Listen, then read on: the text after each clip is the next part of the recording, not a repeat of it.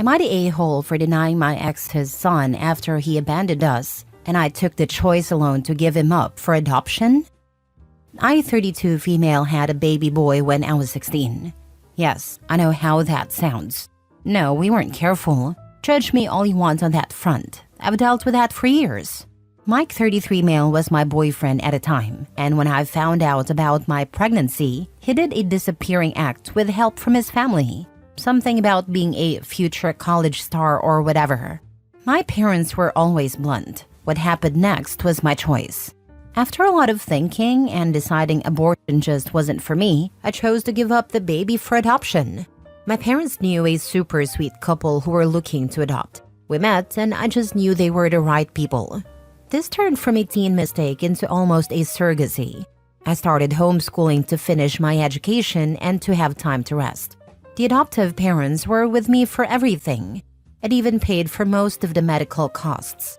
The adoptive mother, a teacher, helped me with my schoolwork and prepared me for college. They were present for the birth and I refused to hold the baby. Instead, his actual mother did, and it felt right. I've stayed in the baby's life in a distant role as a special aunt. Well, he's no longer a baby and he knows who I am, but his mom is the woman who raised him, and I continue to be a special aunt. The only change is that now he knows who to call if he needs a kidney. His sense of humor is like mine. Go figure. We talk maybe once in a blue moon, which is honestly for the best. He's happy, and I don't regret giving him up to have a happy life. For my part, I got married 6 years ago. My husband, Aaron, 44 male, was divorced on good terms with Bella, 40 female. They have 2 children together, a boy who is 16 and a girl who is 19. Aaron made it clear from the beginning of our relationship that his kids' approval was important and that Bella would always be part of his life, not as a spouse but as a friend and the mother of his children. I also told Bella and Aaron about my teen pregnancy. To begin with the kids, my stepdaughter and I get along well. She's closer to her mother, but we still have girls' days together now and then. My stepson is incredibly close to me. He calls me his other mom and always asks me to be present for important events. We bonded when his childhood dog passed away around the same time my cat died. Bella and I were best friends. I know people have complicated relationships with their partner's exes, but we always show respect for each other. I never try to take her place. Aaron and Bella shared something special long before I was in the picture. That's their history. I'm a stepmom, not a mom. Her place in the kids' lives is not up for competition. The whole mess with Mike started when I took my stepson to a medical appointment. It wasn't serious, though he did have to be under anesthesia. Aaron and Bella both couldn't get the day off, so I went to support him. I didn't recognize Mike as one of the doctors. His real name, both first and last, is incredibly common, and it had been years.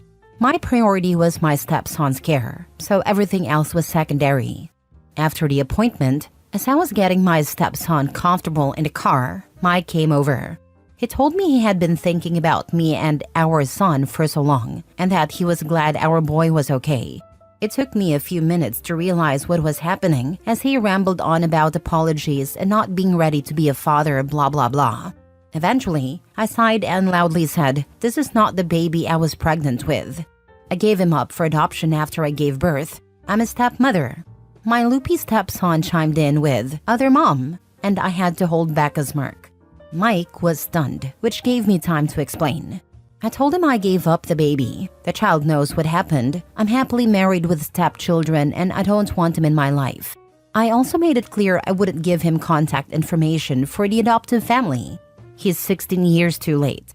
I left it at that and drove my stepson home to rest. Since then, Mike has found me on social media and has been painting a sob story about me denying him a chance to be a father. He claims I threw away my child to raise someone else's. According to him, I'm basically the she-devil. Most of our former classmates reminded him that he left me. Some of his high school friends even pointed out he laughed about leaving me pregnant. I hadn't known that part. A few of Mike's relatives have reached out to bash me for taking away his chance to be a father, calling me a poor Christian. I'm not Christian, I'm Jewish. A couple of friends said it was a big move to give the baby up without telling Mike. Personally, I don't think I was in the wrong, but I'll leave the judgment to the internet masses. So Reddit, am I the a-hole? Now for the top comments. When he abandoned you and his son, he made a choice to not be a part of either of your lives. You didn't deny him anything. He did it to himself. The decision of adoption was yours, and you did what you thought was right. That's perfectly normal. Not the a-hole. Not to mention, if Mike really did think about the kid often and wonder if he was okay and whatever other nonsense he spouted in OP, then why didn't he contact her earlier? He clearly knew how, since he found her on social media quickly. This just smacks of BS. Not the a-hole by a mile. These people are freaking psycho. Block, block, block. Your bio kid might decide for himself to try and find his bio dad one day, but it's your job to defend his privacy until then. And make sure his decision is informed. That is, he knows that his bio dad is a complete ass. I told him everything when his parents decided it was time to tell him who I was really. I didn't make Mike into a villain, just said he left her after I told him I was pregnant and never reached out. He's been clear that while I am his biological mother and Mike his biological father, he doesn't see either of us as parents. I am his aunt and Mike is a stranger. I hope Mike never finds him. If he does, make sure your nephew gets more details about Mike's actions, so he doesn't give him a chance at all. Not the a-hole. Hi, therapist here. Seems like it was the right decision for everyone involved, especially Mike, who clearly shouldn't be anywhere near children given his full lack of impulse control and empathy. Next story. Am I the a-hole for refusing to help my ex-wife financially after she cheated on me? I, 35 male, was married to my ex-wife, 34 female, for 10 years. We built a life together and I thought we were happy until I discovered she was having an affair. It shattered me and the divorce process was grueling. I had to start over from scratch, emotionally and financially. Despite everything, I remained committed to supporting our 2 children. I provide generous child support and ensure they have everything they need. Recently, my ex reached out to me, saying she's in a tight spot financially and asked if I could lend her some money to cover her expenses. I declined, explaining that my responsibility is to our children, not to her. She argued that helping her would ultimately benefit the kids, but I stood firm. I've already endured enough pain and can't see myself extending help to someone who betrayed my trust so deeply.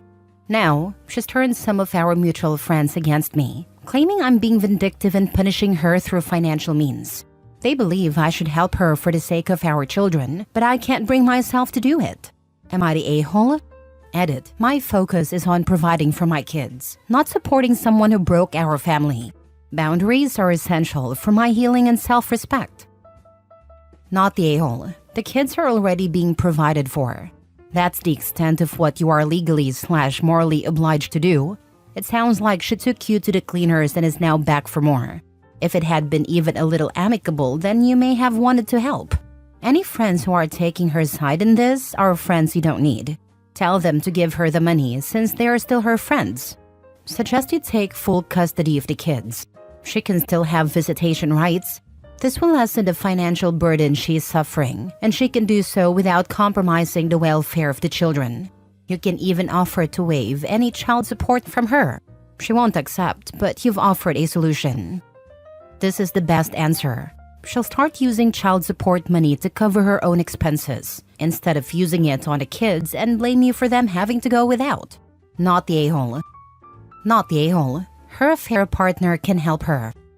Exactly. If she's in such a tight spot, her affair partner should be stepping up. It's not your responsibility to financially bail her out after what she did. You're already providing for the kids. She should have expected to handle her own situation. My immediate response was, why don't you ask a fair partner to help, since that's how you got into this situation? And I'd tell the friends, I'm not being vindictive. I only help close friends or partners, and her and I are neither after she chose to have an affair. Next story. Would I be the a-hole if I leave my partner homeless? I, 20 female, and my fiancé, 22 male, have been at each other's throats 24/7. Not one day goes by where I can have peace of mind with his man-child. I've already called off my engagement. and I'm about to just call it quits. But I'm the breadwinner, so that would leave him homeless.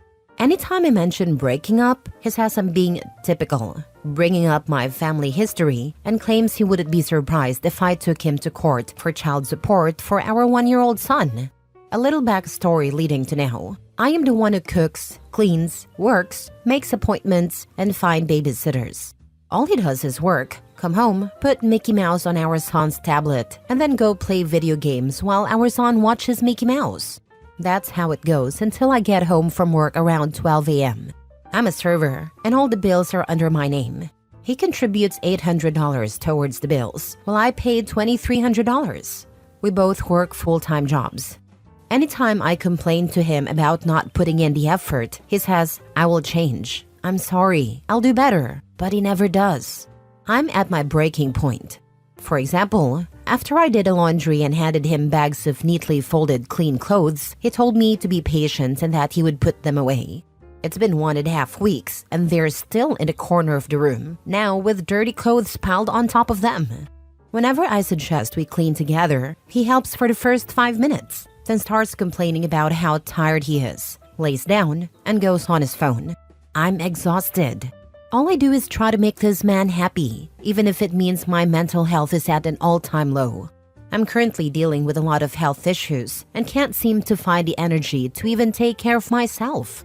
I even let his family stay with us rent-free if it meant making him happy, but I feel like I'm doing everything wrong. I just want to throw it all away. I'm exhausted. If I leave him, he would be homeless because I'm the only one who can afford a place we live in. He says he would rather be homeless than move in with his family again. I just can't handle it anymore. Would I be the a-hole if I leave my fiancé? Edit. For everyone wondering how I lasted so long with him, I occasionally get comments like, "I'll off myself," or "You're a whore like your family," whenever I bring up leaving. It makes me think about how I don't want my son to grow up saying he doesn't have a dad. My child's father and I have been together since we were kids. We grew up together. Not the a-hole. Get rid of him. His homelessness is his issue. How does he also work full-time, but only has $800 to put toward his family? Your stress will be cut in half. Exactly. Plus, he has a place to go. He just doesn't want to go there. I'd be more mad about him whining about child support. Why shouldn't he pay for his child? He is not your problem to solve. You know better than to marry him. And fortunately, you and your kid are now tied to him for life. Also, he is a dad. Child support is part of that if it comes to it. No gotcha there. Stop prioritizing him. He's like this because he can do. Let him solve his living issue. Agree, child support is not a surprise. No gotcha moment. Everyone knows this. OP, he is trying to bully you out of him paying child support. If you create a child, you have to support them. This is common knowledge. You would not be the a-hole if you left, but you would be if you let him continue to teach your son that is how you treat your partner. We promote what we permit. Children learn from their parents. If you can't dump this guy for yourself, do it for your child. Last story. I, 33 female, told my boyfriend, 33 male, that I'm no longer interested in marriage. I, 33 female, have been in a 10-year relationship with my boyfriend Carl, 33 male. After the first year of our relationship, I made it very clear that I intended to be a wife someday. By the time I was 28, I started to remind him of my goals and expectations. And Carl told me that while he knew he wanted to marry me, he just wasn't ready yet. He also said he didn't like how I was pressuring him and even called me controlling. Eventually, we broke up, but 6 months later, we got back together and even moved in together. Looking back on it now, I realized that wasn't the best decision, but I was so emotionally attached to this man and felt so invested that I was willing to go back to him. Carl and I have now been living together for 4 years. While I stopped being happy about it after the first 6 months, living with him isn't a bad experience.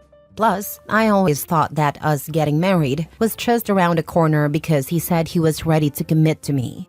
He explained that he wanted to wait for the right time because I deserved a perfect proposal and a more stable husband. I've been going to therapy for the past 2 years and recently had an epiphany. Since childhood, I've always wanted a wedding, but never really gave much thought to being a married woman 24/7 and what that would mean. Given my country's shift in politics and new laws that politicians are trying to pass, I realized that not only am I fine with never getting married, but I'm starting to lean more into no longer possessing the desire to do it. Since then, it feels like I've been set free in a way and started focusing on myself. One of the major things I've done is tell Carl that I'll no longer assist with babysitting his nephew's niece. And instead, I'll focus more of my time on getting certified in something to increase my earning potential and just relaxing.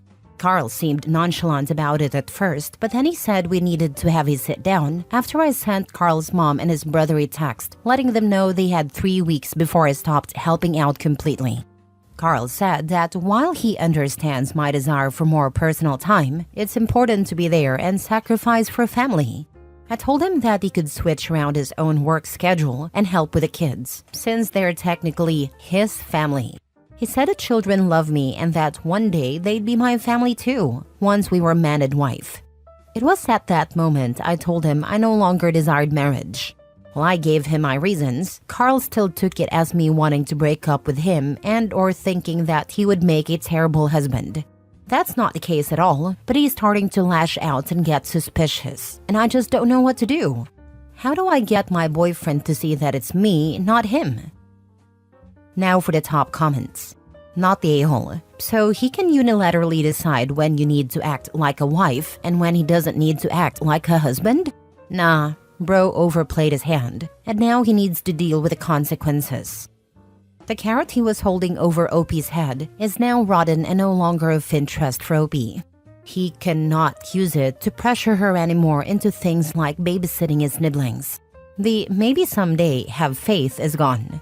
Now, if Opie finally realizes she doesn't want to be with him anymore, she can just leave without sacrificing anything. The first thing was feeling relieved, the first action to quit babysitting. That says a lot. The sacrificing part was hilarious. It's the general social expectation for women when it comes to caregiving. Your mistake is thinking it's your responsibility to help him adjust. You are not his mom nor wife. Let him be suspicious and do not accept lashing out of any kind. He's probably more projecting than suspicious. You are right. The last thing she should do is nurture this relationship in any way. Not the a-hole. You just took away his leverage. How dare you? How else is he supposed to keep you in check if he can't hold the distant hope of marriage over your head? He thinks that it's important to be there and sacrifice for a family. But why are you the one to sacrifice? After all, they're his nibblings, not yours.